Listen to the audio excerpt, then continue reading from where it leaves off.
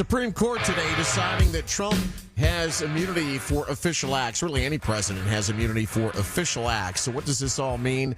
Well, first of all, it stemmed from Jack Smith's election interference case against Trump. This, in essence, means that the January 6th trial will be delayed till after the election. Let's bring on Jeremy Rosenthal, trial attorney, to get some legalese here that I cannot provide you. So this is a win for Trump, Jeremy, but what does it mean in essence? This is probably in many ways, the most significant separation of powers opinion since Marbury versus Madison. It is pretty extraordinary. For the first time, we've got essentially a rule book for what the president of the United States, the executive, for what they can and can't be prosecuted for. So there's a lot to dig through here. Certainly, this is going to mean delay with that particular case. And like you said, probably just no realistic way that gets tried anytime soon.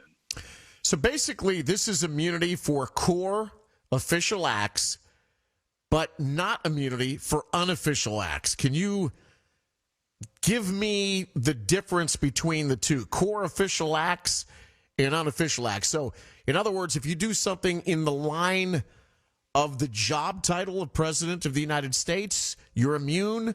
But if you kind of go off the rails, which I don't know what the rails would be defined as and who defines them, that would be unofficial?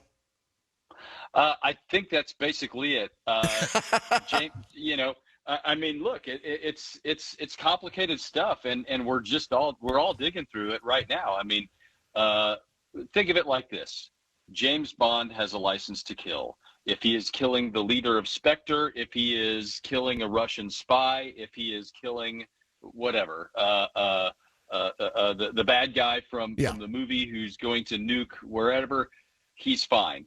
If James Bond's going to be killing his ex-wife because he doesn't want to pay alimony, it's not an official act. That's a great example. Okay, yeah, that's layman's terms. So that's about as clean an example as I can come up with. If we think about it in terms, and everybody, when it comes to civil liability, right? Think of it like this. If I'm an Amazon delivery driver, and I run over a child on my way to deliver a package because I'm late, or I deliver a package to the wrong house, I'm liable, right? And Amazon is liable. The company is liable. If I'm getting drunk and getting in a bar fight, even though I'm in my Amazon uniform, that's not my job, right? Right. Amazon doesn't pay me to get into fights with people. They don't pay me to drive drunk. So in that instance, you're sort of what we would call, it's not a PC term. This is Cleveland, right? And I don't even know if I can say this, off the reservation. That's the term that is used in the legal profession when you're saying that somebody is not acting pursuant to their job title, essentially. Okay. Talking to Jeremy Rosenthal, trial attorney and expert on law. So now they're sending the case, Trump's case, Jack Smith's case, if you will. They're sending the case back to district court. So now they got to look at it and basically decipher what you just explained. What acts in this indictment by Jack Smith constitute official duties that could be protected from liability and which are not? So to your James Bond analogy, they're taking a look at, okay, what is covered under official acts of the presidency and what did he go off the rails on? Exactly. And the way to think about this, because this is really, really confusing stuff. Think of a court of appeals like the replay booth. So the Supreme Court is a court of appeal. It's like the replay booth. The trial court where they're sending this back to, that's the game field, right? So the referees on the game field, that's your district judge. That's the judge who's making the call, offsides, first down. And there's a lot, and to bring it back to football, which all things come back to football, don't they? Mm-hmm. Yes, they do. The referee has got a lot of discretion, and the referee there's a lot of plays that are non-reviewable, and the referee gets exclusive things that everybody up the chain has to live with. So what they're saying is, okay, we need new game tape here.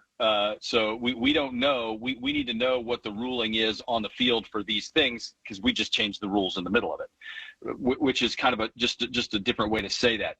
But it's going to be a very muddy process, and the district judge is going to have to take it piece by piece to say, okay, when Donald Trump is, and they have to take these allegations as true, at least for this analysis, right?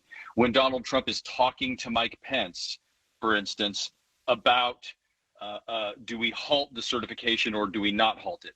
Is that an official act, or was it really or was there something else here? Was there a different agenda? It's going to depend on the substance, and then you've got executive privilege that's in there, and then so this is a really, really muddy thing, and candidly, it does choke off a lot of the evidence that could be used, because the Supreme Court was also very clear today that intent does not matter, and it also talked about, well, you also can't use these other documents because there's executive privilege, which I think would have to be asserted. But at any rate, Jack Smith's job got a lot harder today in that case. You know, it's funny. I'm sitting here listening to you, and I'm going back to Watergate, and I'm thinking, you know, after Watergate, you'd have thought our political leaders kind of would have got together and went down this road. Okay, let's define what's an official act, an unofficial act. Let's set parameters of what is punishable. But it was just such a different time politically. It wasn't as vicious. Back then, it was kind of like, okay, president did wrong. Let him resign. Let's move on. Today, it's let's go for the throat. And that's, I think, why we are where we are with this. Maybe. I mean, and it's interesting that you bring up Watergate, because I think there's a really, really on-point comparison here, because one of the issues in Watergate was obstruction of justice alleged against President Nixon. Now, he never got indicted, but one of the things that Nixon did was he directed James Dean, not James Dean, that's the actor. John. John Dean, yes. I knew you guys were good. Right. So he directed John Dean to go and try to mislead the Department of Justice, right? The FBI. Yeah. What, under this rule, that would be fine. Under this rule, that would be an official act. And in this instance, because Trump actually, the one instance that the Supreme Court said there's absolute immunity for was Trump communicating with the Justice Department to investigate election interference. Jack Smith says, well, that was a ruse, and you were running down this rabbit trail and trying to maintain your own power. The Supreme Court says, yes, no, maybe so, but the president's job as the chief executive is to direct the Justice Department. You can't say that his intent was, you can't prosecute him for that intent, even if it was in some ways nefarious. It's got to be more than that. You know, you've got to give the president some leeway here. And Justice Sotomayor, in the minority, she says, we just made a king today, something to that effect, that we are giving sweeping power to the executive, which is kind of frightening. So you know what the three justices, the liberal justices on the court, think about this. Well, there was always sweeping power. Again, I'll go back to Watergate. Back in the 60s, neither party would have thought of impeaching the other guy or holding them accountable, because they knew their guy probably at some point might be in the same position. But times have changed, and now it's go for blood, and all bets are off, all rules are off, and it's everybody for themselves. Yeah, I mean, I can't fault the Supreme Court for wanting to take a hard look at this case. It's never happened before. And like I said, when it comes to separation of powers, it's not something that's really going to affect my daily life, your daily life, our daily lives. I mean, there's certainly a lot more Supreme Court opinions that would do that, right? Some of the things that might affect social media and social media's ability to police content, that's going to have a lot more impact, I think, on our daily lives than this will. But how often does a Marbury versus Madison come along? It just doesn't. So to talk about, okay, here's how the judiciary, here's the oversight that they have over the executive, and here's where its limitations are. So this is when we're talking about two branches of our government and how they interact with one another. Right.